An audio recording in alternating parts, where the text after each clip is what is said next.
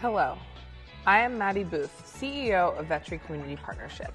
Our mission is to nourish minds, bodies, and communities with nutrition education through cooking.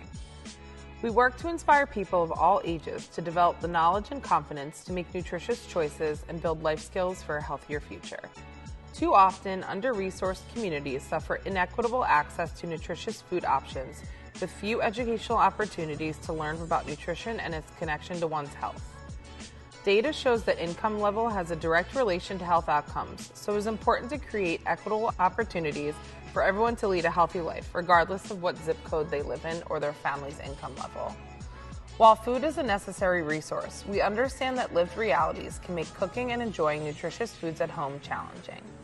But we believe that cooking at home is feasible with even the most limited tools and materials, and we are committed to working with schools and our neighbors to ensure that cooking can be accessible, affordable, approachable, and most importantly, delicious. So how is Veterinary Community Partnership tackling all of this? Our work is what we call the second level of food access. We are not just bringing people healthy food and telling them to eat it. We are providing experiential opportunities that are designed to encourage incremental behavior adjustments that feel sustainable and spark joy.